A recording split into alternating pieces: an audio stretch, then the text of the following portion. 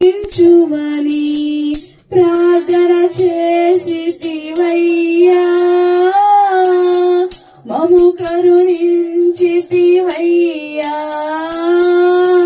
ప్రార్థన చేసితివయ్యా, మము కరుణించితివయ్యా. యేసయ్యా యేసయ్యా యేసయ్యా యేసయ్యా, నీలాంటి ప్రేమ ఈ లోకాన ఎవరైనా చూపారా, ఎవరైనా చూసారా? నా పాప భారం ఆ సిలువ పైన ఎవరైనా మోసారా, ఎవరైనా మోసారా? యేసయ్యా యేసయ్యా యేసయ్యా యేసయ్యా యేసయ్యా యేసయ్యా యేసయ్యా యేసయ్యా, ఇలాంటి ప్రేమ ఈ లోకాన ఎవరైనా చూసారా, ఎవరైనా చూసారా? నా పాప భారం ఆ సిలువ పైన ఎవరైనా మోసారా, ఎవరైనా మోసారా, ఎవరైనా మోసారా, ఎవరైనా మోసారా? స్తోత్రం స్తోత్రం స్తోత్రం స్తోత్రం స్తోత్రం స్తోత్రం స్తోత్రం. తండ్రి గొప్ప దేవుడా నీకు వందనాలు తండ్రి. యేసయ్యా నీకు వందనాలు తండ్రి. సర్వోన్నతుడా నీకు స్తోత్రం తండ్రి. యేసయ్యా నీకు వందనాలు తండ్రి. నీలాంటి ప్రేమ ఈ లోకంలో ఎవరికి లేదు నా ప్రభువా, నా తండ్రి ఎక్కడా లేదు నా ప్రభువా. నీకు వందనాలు తండ్రి. యేసయ్యా నీ తండ్రి నీకు వందనాలు తండ్రి. నీ ప్రేమ రుచి చూసిన వారు వెనుదిరగరు నా ప్రభువా. నీకు వందనాలు తండ్రి. నీ ప్రేమను రుచి చూడక ఎంతో మంది లోకంలో బ్రతుకుతున్నారు నా ప్రభువా. నా తండ్రి వారిని ఒక్కసారి జ్ఞాపకం చేసుకోండి నా ప్రభువా. వాళ్ళ పాప భారం అంతా నీ పైన మోసుకున్నావు దేవా. నీకు వందనాలు తండ్రి. మా పాప భారాలన్నీ నీ పైన మోసావు దేవా. నీకు వందనాలు తండ్రి. నీకేమిచ్చి మీరు రుణం తీర్చుకోవాలి నా ప్రభువా. నీకు వందనాలు తండ్రి. స్తోత్రం తండ్రి. మా కోసం మరణించావు తండ్రి. మా కోసం రక్తం కార్చావు తండ్రి. మా కోసం శ్రమలు అనుభవించావు నా తండ్రి. మా కోసం నా తండ్రి మరణించి తిరిగి లేచావు దేవా. నీకు వందనాలు తండ్రి. స్తోత్రం ప్రభువా. గొప్ప దేవుడా నీకు వందనాలు తండ్రి. ఆశ్చర్యకరుడానికి స్తోత్రం తండ్రి. యేసయ్యా నీకు వందనాలు తండ్రి. స్తోత్రం ప్రభువా. నా తండ్రి నీకు వందనాలు తండ్రి. మమ్మల్ని ఒకసారి జ్ఞాపకం చేసుకోండి నా ప్రభువా. మా సనాద సువార్త సంఘాన్ని ఒక్కసారి జ్ఞాపకం చేసుకోండి నా ప్రభువా. ప్రతి బిడ్డను ఒక్కసారి జ్ఞాపకం చేసుకోండి నా ప్రభువా. ఏ అక్కడితో వచ్చారు, ఏ అవసరంతో వచ్చారు నా ప్రభువా. హృదయాంతర పెరిగిన గొప్ప దేవుడు తండ్రి. నీకు వందనాలు తండ్రి. యేసయ్యా నీకు స్తోత్రం తండ్రి. మా ఆధారమైన గొప్ప దేవుడు తండ్రి. నీకు వందనాలు తండ్రి. స్తోత్రం నా ప్రభువా. ఎందుకంటే మా ఆధారం నువ్వేనా తండ్రి. మా సృష్టికర్తవు నువ్వేనా తండ్రి. మా రాజు నువ్వేనా తండ్రి. నువ్వు మా అధిపతివు నా తండ్రి. నీకు వందనాలు తండ్రి. మాకు నువ్వు తప్ప ఈ లోకంలో ఎవ్వరు లేరు నా ప్రభువా. నీకు వందనాలు తండ్రి. సహాయకుడా నీకు వందనాలు తండ్రి. స్తోత్రం నా ప్రభువా. ఈ ఆరాధన అంతా నామానికి మహిమకరంగా జరిగిస్తున్న విధానాన్ని బట్టి నీకు వందనాలు తండ్రి.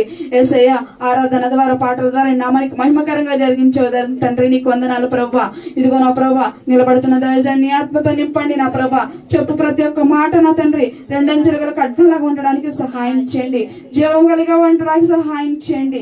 యేసయ్యా నీ మాటలు సత్యము కలిగా ఉండడానికి సహాయం చేయండి నా తండ్రి. యేసయ్యా నీ వాక్యము సత్యము కలదు నా ప్రభు, జీవము కలదు నా ప్రభువా. అట్టి మాటలు బిడ చెప్పుచుండగా నా ప్రభా ప్రతి ఒక్కరికి వినగల శక్తిని గ్రహించగల ఆత్మను మాకు దయచేయండి నా తండ్రి. నీకు వందనాలు ప్రభువా. మీరు సహాయం చేయండి. ఈ ఆరాధన అంతని నామానికి మహిమకరంగా జరగడానికి సహాయం చేయమని, అలరి ఆత్మను దూరపరచమని, నీ యొక్క నా తండ్రి పరిశుద్ధాత్మని ఇక్కడ కుమరించమని, ప్రతి ఒక్క హృదయాన్ని మీరు తాకమని, యేసు యొక్క ప్రార్థన పాదాల చెంత చేసి దయచేయమని యేసు అతి పరిశుద్ధ నామమున అడిగి వేడుకుంటున్నాము మా యొక్క తండ్రి. ఆమేన్.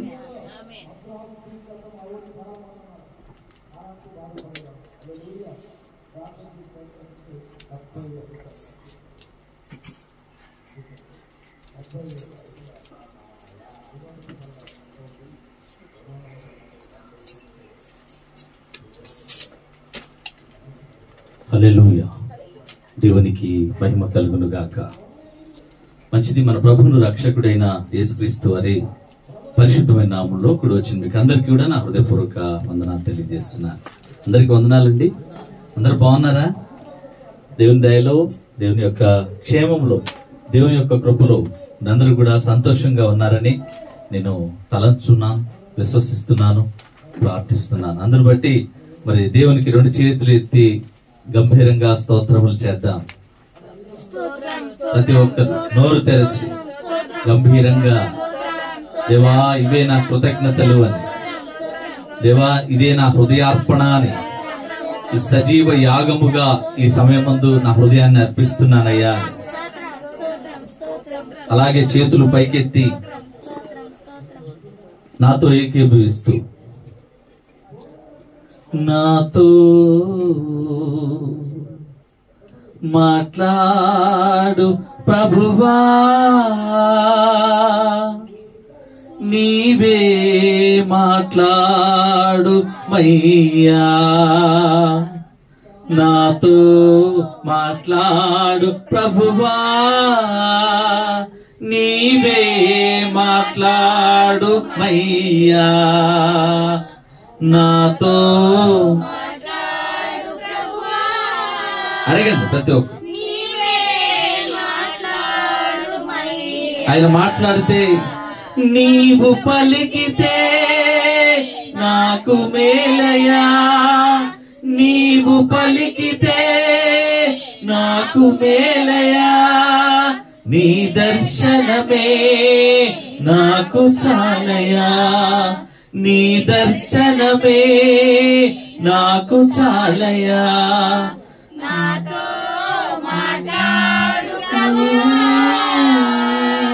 నీవే మాట్లాడు మయ్యా. ప్రభు అందరితో మీరు మాట్లాడండి. మేము ఏమైతే అయ్యా అక్కరతో ఉన్నామో, మేము ఏదైతే అక్కరలో వచ్చామో ప్రభువా, మీరు దాన్ని సఫలపరిచి అవసరతను తీర్చి అయ్యా ఈ సన్నిధానంలో కూర్చునేందుగా మీ కృప సమాధానంతో మమ్మల్ని నింపుమని సమస్తమును మీ చేతులకు అప్పచెప్తూ నజరేయుడైన యేసుక్రీస్తు వారి పరిశుద్ధమైన నామంలో బ్రతిమలాడి అడిగి వేడుకొంచున్నాము తండ్రి. ఆమేన్. ఆమేన్. ఆమేన్. దేవునికి మహిమ కలుగును గాక.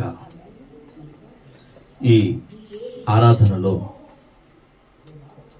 మొట్టమొదటిగా 1 నిమిషము దేవుని సిలువను ఎత్తుకుని దేవుని నామాన్ని ఘనపరుస్తూ దేవుని కొరకు హతసాక్షిగా మారిన దైవ సేవకులు, ఆత్మాభిషిక్తులు ప్రగడాల ప్రవీణ్ కుమార్ అయ్య గారి గురించి, వారి కుటుంబం గురించి 1 నిమిషము తలలు వంచి మీ ఆత్మలో 1 నిమిషము వారిని జ్ఞాపకం చేసుకోండి.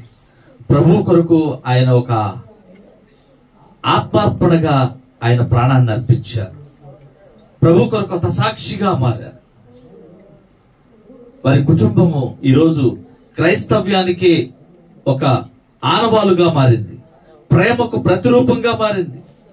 ఆ పాస్టమ్మ గారు తెలియజేసింది ఏంటంటే, నా భర్తను దైవ సేవకులు ప్రగడాల ప్రవీణ్ కుమార్ గారిని ఎవరైతే చంపారో వారందరినీ క్షమించమని ఒక అద్భుతమైన దేవుని నిర్ణయము, దేవుని పోలిన స్వారూప్యము కలిగిన నిర్ణయము ఆమె తీసుకుంది. కనుక ఆ కుటుంబం కొరకు, విడుబడిన కుటుంబం కొరకు మనందరం కూడా 1 నిమిషం జ్ఞాపకం చేసుకుందాం.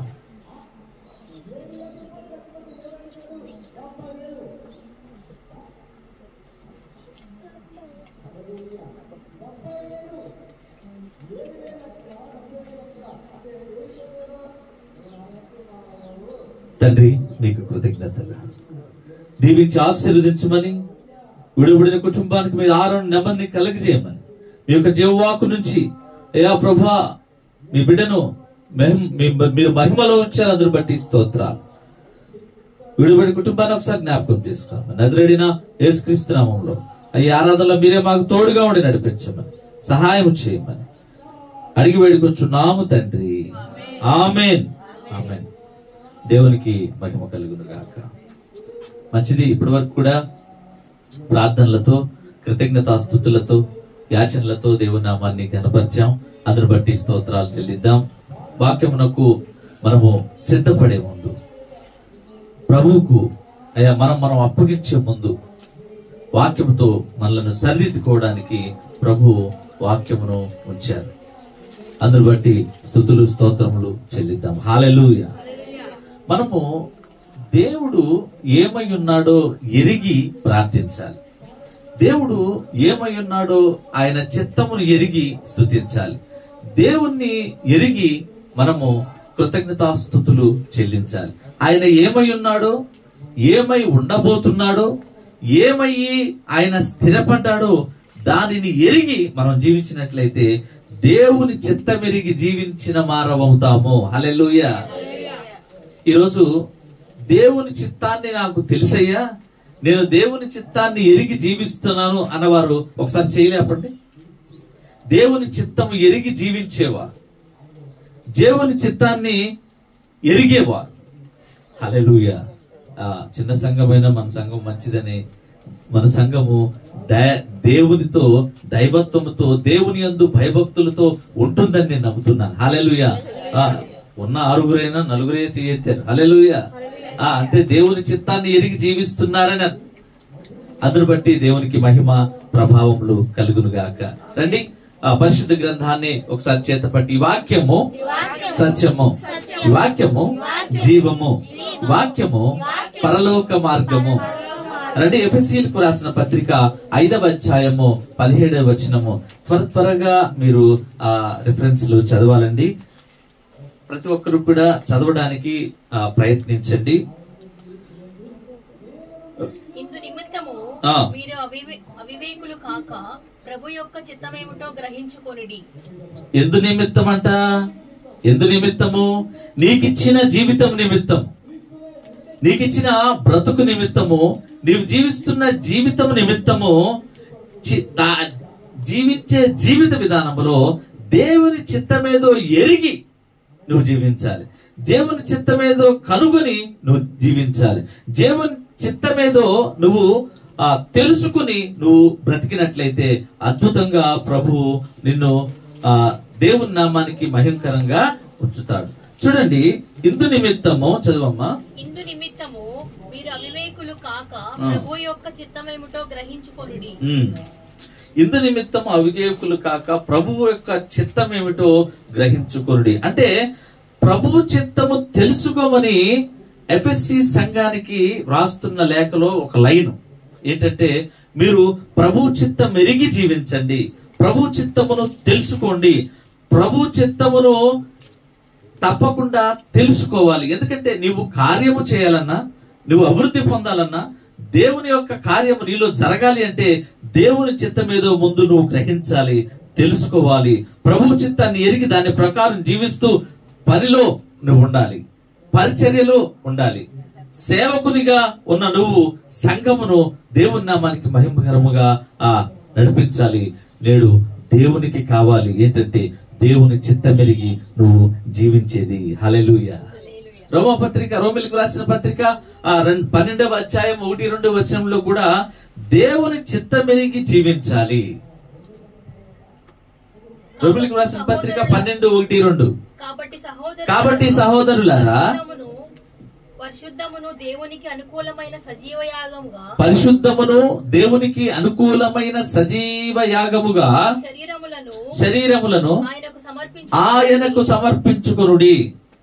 ఇక్కడ పరిశుద్ధతను, నీవు జీవించే జీవిత విధానాన్ని నీవు సజీవముగా ఉన్నది ఉన్నట్లుగా, ఈ లోకంలో నీకు ఇచ్చిన పాత్ర ఏదైనా సరే నీవు సజీవ యాగముగా నీ అవయవములను, నీ ఆలోచనలను, నీ అంతరేంద్రియములను, నీ నిగ్రహ శక్తిని, నీ యొక్క తలంపులను, నీ యొక్క మనస్సును సజీవ యాగముగా అంటే ఉన్నది ఉన్నట్లుగా ప్రభువుకు అర్పించినట్లయితే, ప్రభువుకి ఇచ్చినట్లయితే తప్పకుండా అది దేవుని చిత్తమెరిగి జీవించిన విధముగా ఉంటుంది. దేవునికి మహిమ కలుగును గాక.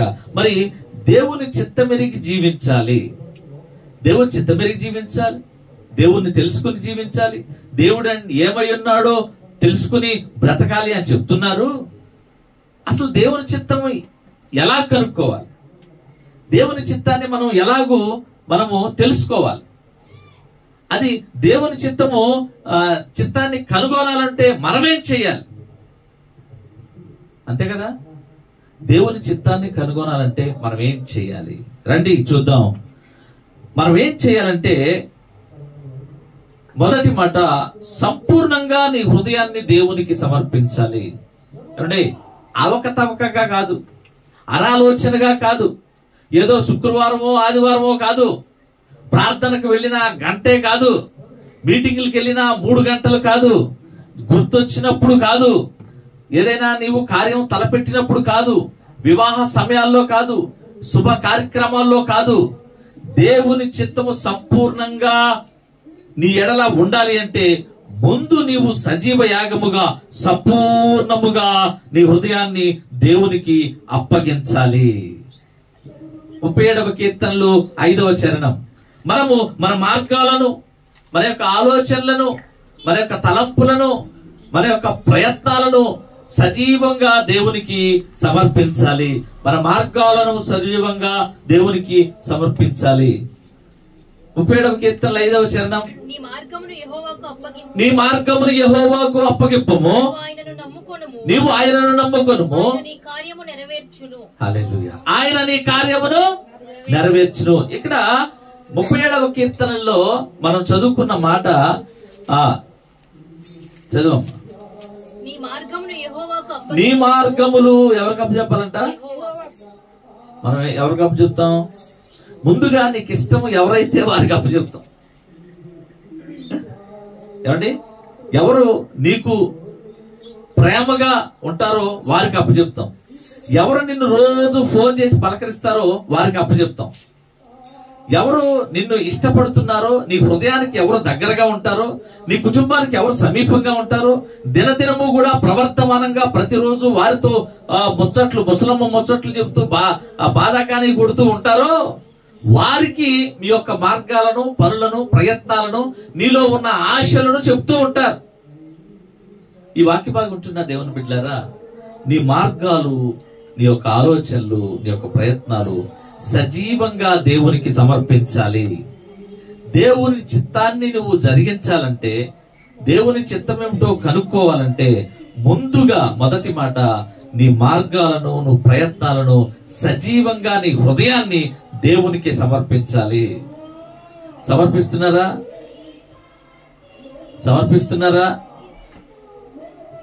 తెలుసుకుంటున్నారా? హల్లెలూయా. దేవుని చిత్తాన్ని తెలుసుకోవాలంటే, సమర్పించాలంటే ముందేం చేయాలంటే నిన్ను నీవు దేవునికి అప్పగించుకోవాలి. రెండవ మాట చూద్దాం.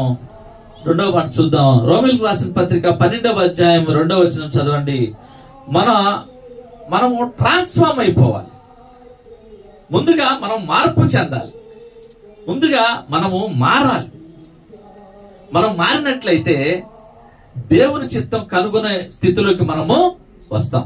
ముందుగా నీ బ్రతుకును మార్చాలి, నీ జీవితాన్ని మార్చాలి, నీ ఆలోచన విధానాన్ని మార్చాలి, నీ యొక్క అపరాధ భావాన్ని మార్చాలి, నీ యొక్క పాపపు స్థితిని మార్చుకోవాలి. నువ్వు నూతన పరచబడాలి.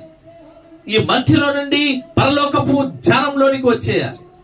నువ్వు ఈ లోకంలో ఆలోచన విధానం నుండి అదృశ్యమైన వాటిని గ్రహించే మనస్సులోనికి నువ్వు వచ్చేయాలి. ఎలా వచ్చేయాలంటే, ఏమండి, ప్రార్థన చేస్తున్నాము, అయ్యా ఎన్ని రోజుల నుంచో ప్రార్థన చేస్తున్నాము, ఇది అవ్వడం లేదు అనే స్థితి నుండి, అయ్యా ప్రార్థన చేసాము జరిగిపోతుంది అనే స్థితిలోకి వచ్చేయాలి. అంటే జరగలా మనకి ఇంకా కార్యము, అయినా సరే జరిగిపోతుంది అన్న భావంలోకి మనం వచ్చేయాలి. అది మన జీవితం మార్పు చెందాలి, నూతన పరచబడాలి, నూతన స్వభావంలోనికి నువ్వు వచ్చేయాలి. నీ ఆలోచనలు, నీ మనస్సు, నీ నూతన నడవడిక నూతనీకరణము చెందాలి, కొత్తగా ఉండాలి. నీ మార్పు చెందావు అని ఎప్పుడు తెలుస్తుందంటే, ఎవరని నిన్ను అంటారు, రే ఏంట్రా నీలో ఏదో కొత్త ఆకర్షణ శక్తి కనపడుతుంది, నీ మాట తీరు మారిందిరా, ఇంతవరకులా లేవే, నీ మాటలో తేడా వచ్చిందిరా, నువ్వు ఇంతవరకులాగా ప్రవర్తించడం లేదే అనే మాట నీకు వస్తుంది.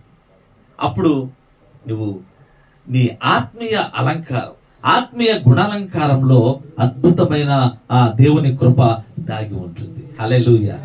నువ్వు మనస్సు మారి నూతన పరచబడి రూపాంతరం పొందాలి. నీ మనసు ఎప్పుడైతే మారుతుందో నూతన స్వభావంలోకి వస్తావు. అప్పుడు క్రీస్తు స్వారూప్యముతో నువ్వు రూపాంతరం పొందుతావు.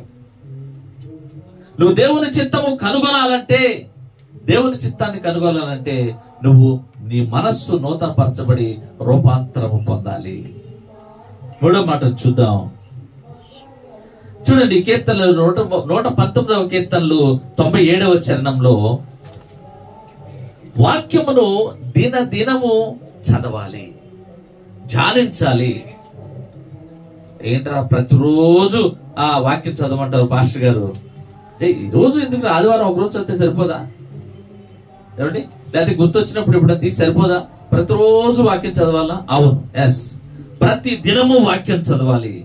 వాక్యాన్ని దినమెల్లా ధ్యానించాలి. చదవండి 119వ కీర్తనలు 97వ చరణం. నీ ధర్మశాస్త్రము నాకెంతో ప్రియముగా ఉన్నది, దినమెల్లా నేను దానిని ధ్యానించుచున్నాను. చూసారా? దినమెల్లా ప్రతి దినము సమయం ఉన్నప్పుడల్లా నువ్వు వాక్యాన్ని చదవడమే, వాక్యాన్ని చదువుకోవడమే. ఈ వాక్యం ఏం చేస్తుందంటే నిన్ను నడిపిస్తుంది, గెలిపిస్తుంది, నిన్ను జయమునకు అర్హుణ్ణి చేస్తుంది. వాక్యాన్ని చదవాలి, ప్రార్థించాలి, పఠించాలి, ధ్యానించాలి. వాక్యములో నువ్వు ఉదక స్నానము చేయాలి. నువ్వు దేవుని చిత్తాన్ని కనుగొనాలి అంటే నువ్వు వాక్యాన్ని దినమెల్లా నువ్వు చదవాలి, దినమెల్లా నువ్వు ధ్యానించాలి. వాక్యమే మనకు ఆధారం, వాక్యమే దేవుడై ఉన్నాడు కనుక దేవునితో నువ్వు ధ్యానిస్తూ ఉంటే, దేవునితో సహవాసం చేస్తూ ఉంటే, దేవునితో ఫ్రెండ్షిప్ నెలకొల్పుతుంటే, దేవునితో నువ్వు ఎప్పుడు మాట్లాడుతూ ఉంటే దేవుని యొక్క అద్భుతమైన ఆశీర్వాదములు నీకు దయచేస్తాడు. హల్లెలూయా. దేవునితో ఎల్లప్పుడూ సహవాసం కలిగి ఉంటే ఆయన యొక్క ప్రతి విషయంలోనూ ఆయన యొక్క మేలుతో నువ్వు తృప్తి పొందుతావు. దేవుని చిత్తాన్ని కనుగొనాలంటే దినమెల్లా నువ్వు వాక్యాన్ని చదువుతూ, ధ్యానిస్తూ, పఠిస్తూ ఉండాలి. ఏమంటే దినమెల్లా వాక్యం అంటే ఒక ఆమంట, అయ్యా వాక్యం ఎప్పుడు నా దగ్గరే ఉంటుంది అందంట. అంటే అమ్మో ఏంట్రా, ఏం ముసలామైనా సరే వాక్యం ఎప్పుడు నా దగ్గర ఉంటదంటే అమ్మో బాగా చదివిద్ది అనుకున్నా. ఒకరోజు ఎప్పుడు నుంచో చెబుతుంది, అయ్యా వాక్యం ఎప్పుడు నా దగ్గరే ఉంటది, నాలోనే ఉంటది, నా దగ్గర ఉంటది అంటే నేను అనుకున్నా ఎప్పుడు చదివిద్దాం అనుకున్నా.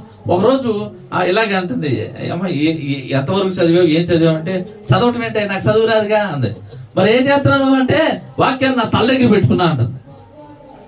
వాక్యం తల దగ్గర పెట్టుకోవడం అంటే బైబిల్ని ఎప్పుడు నా తల దగ్గర పెట్టుకుని పడుకుంటాను, అది ఎప్పుడు నాతో ఉన్నట్టేగా అంటుంది.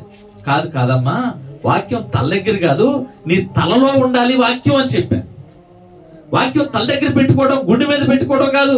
వాక్యం నీ తలలో ఉండాలి, వాక్యం నీ గుండె లోతుల్లో ఉండాలి, వాక్యం నీలో విత్తబడాలి, నీ యొక్క నరముల్లోనికి వాక్యము చొచ్చుకుపోవాలి. దేవునికి మహిమ కలుగును గాక. నీవు దేవుని చిత్తాన్ని కనుగొనాలి అంటే ఏం చేయాలంటే ప్రార్థించాలి, పఠించాలి, దినమెల్లా వాక్యాన్ని నువ్వు ధ్యానించాలి. మరో మాటను చూద్దాం. నువ్వు దేవుని చిత్తాన్ని కనుగొనాలి అంటే చూడండి, ఇర్మియా గ్రంథము 24వ అధ్యాయం 7వ వచనంలో నువ్వు మనఃపూర్వకంగా దేవుని దగ్గరకు రావాలి. ఎవరో పిలిచారనో, ఆదివారం వస్తే వెళ్ళాలని ఆచారంగానో, నాకేదో అవసరత వచ్చిందనో, నాకు అక్కర వచ్చిందనో నువ్వు దేవుని దగ్గరకు రాకూడదు.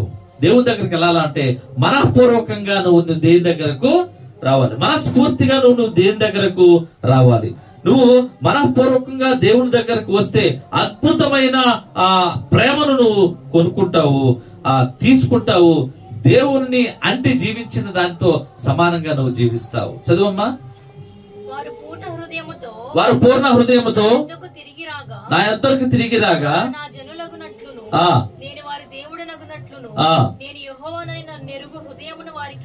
హల్లెలూయా.